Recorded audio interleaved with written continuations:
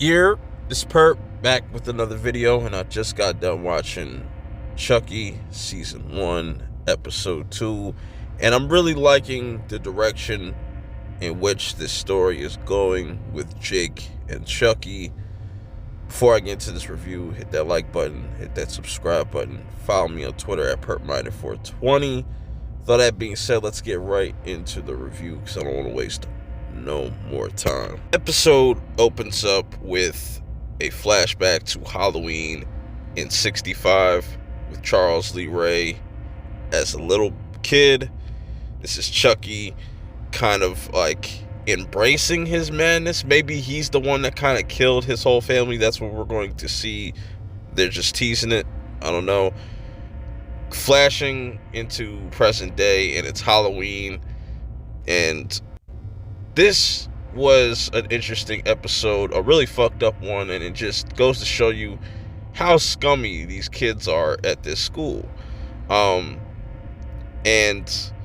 your boy Junior, he's rewatching the episode. I didn't realize, how much pressure he has put on him for like his academics, and how far his parents just push him to continuously do this sports thing and be on this strict diet.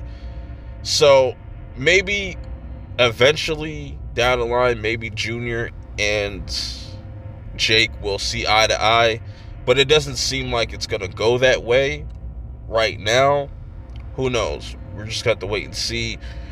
But it's interesting to see Jake come back and kind of fall for that fake nice shit that people try to give him. Everybody's kind of talking behind his back, like about what happened to his dad and all that stuff. And it was really weird, because like Oliver even said, "Yo, come to my party that I'm gonna have tonight.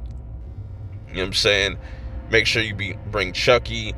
Be honest, in this moment, Jake should have kind of known better and realized that people don't really care about you in this sense. But anyways, I like this kill that we get, that Chucky kills the nanny, and it was a weird transition, because before we were at school, they were just getting to school. Now, after Chucky kills the nanny, they're right back at home.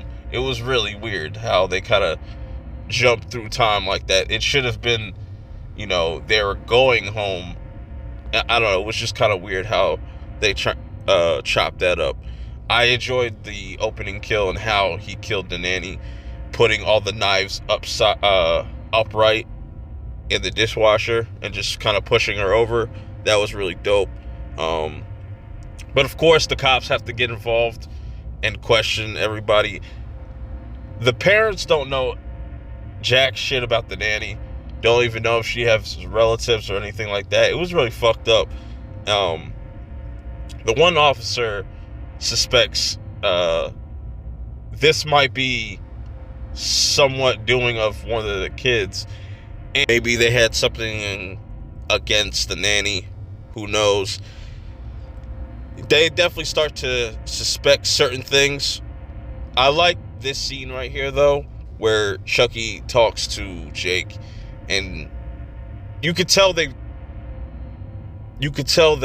Chucky really likes Jake. He doesn't want to kill him. He wants to help him. He clearly tells him that. Also, doesn't take accountability for killing the nanny. I kind of like how he's just manipulating and using Jake to kind of get him to do what he wants.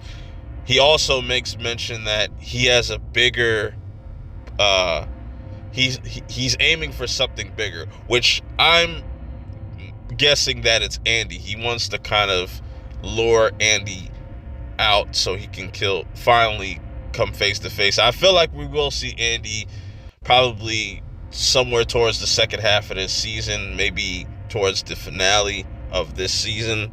Let me know how you guys feel about that. So then we get a scene of Junior kind of eavesdropping on his parents, them kind of talking about Junior and not understanding both of them.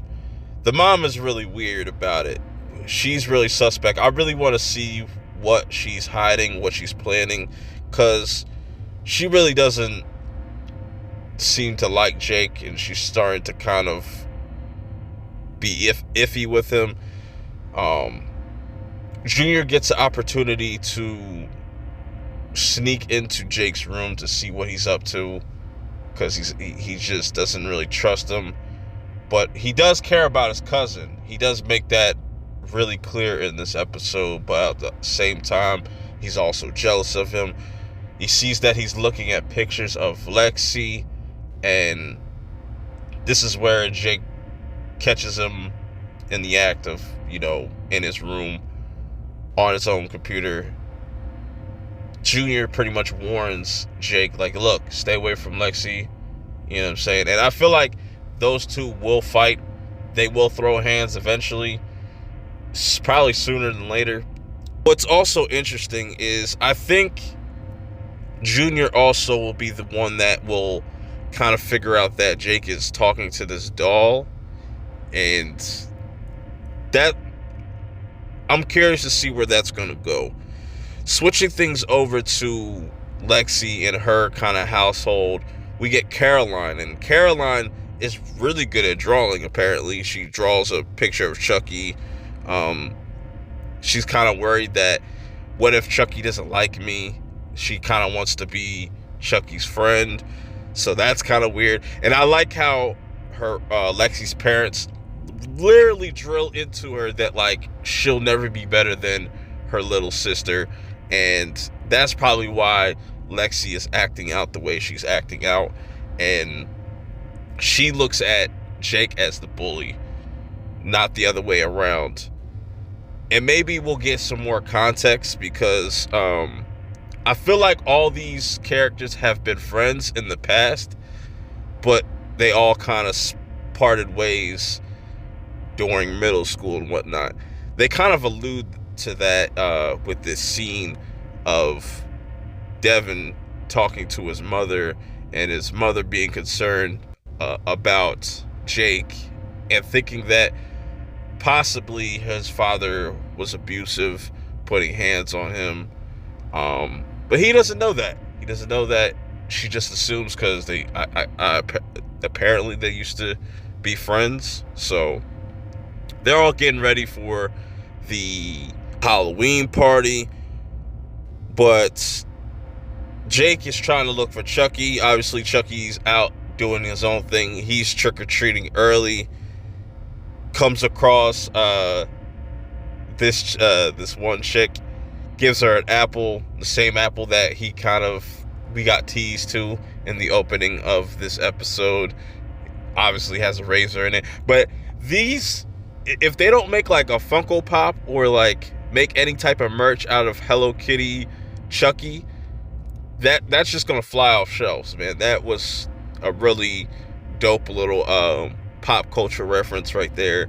When we get to the actual party, Junior tracks down Lexi and says, be careful of Jake, just trying to look out for her. Lexi obviously doesn't really care about Junior at all. It's all kind of just a front, just using people. Oh, now Jake shows up at the party. He wasn't going to originally show up, but he's looking for Chucky, looking for Lexi as well, but then gets stuck in a closet with Devin. Now, can I just say something? Can we stop?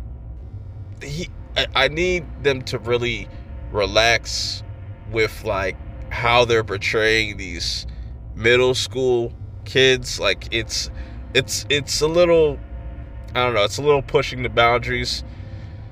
As long as they just don't, I don't know, I think they just need to chill out with that. That's just kind of weird, in my opinion.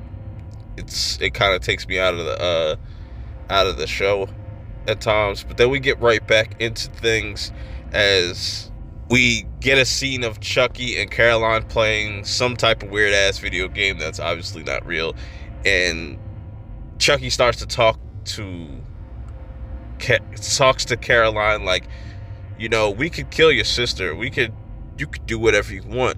Kind of planting the seeds like he's doing with Jake and saying like, yo, you just got to embrace being a killer.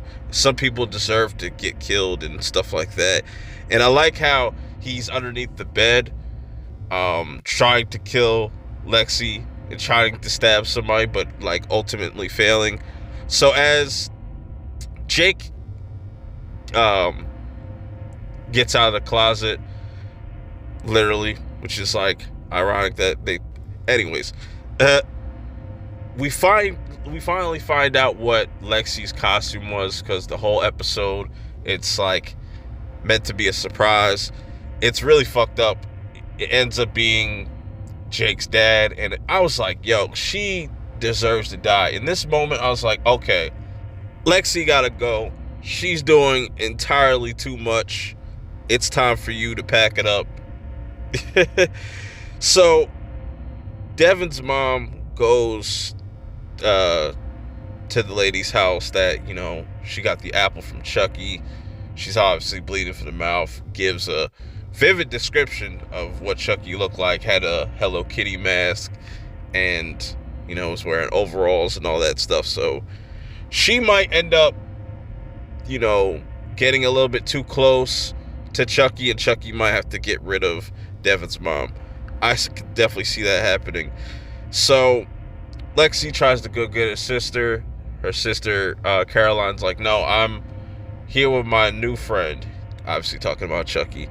And you get this look from Jake that's just like, man, he's completely gone to the dark side. Anakin Skywalker, in Anakin Skywalker fashion. You know what I'm saying? Just gives Lexi the death stare. And Chucky was about to murk her right then and there, until everybody started to kind of come into the same area. Then he goes back into doll mode. This scene was really dope. The ending where Chucky's like, you need to embrace this shit. You need to just, go ahead and kill Lexi. Just do it. You'll feel much better. And I like where this is heading.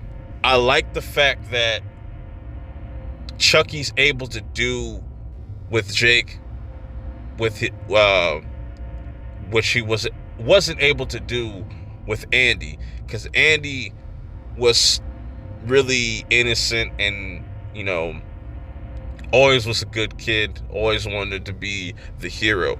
In this, he takes advantage of Jake's weakness, of everybody bullying him, and he's going to use Jake as a tool to help him kill people. I think Chucky's still going to do majority of the killing, but he's telling Jake to embrace that inner killer within inside you, and I hope that really sticks for a while, and maybe they can make Junior the hero in all this, or tries to be the one to stop Jake and Chucky. Where is Andy falling to all this? Where is everybody else? We still got a lot more to go with this series. Let me know how you guys feel about this in the comments below. Till next time, I will see y'all later. Peace.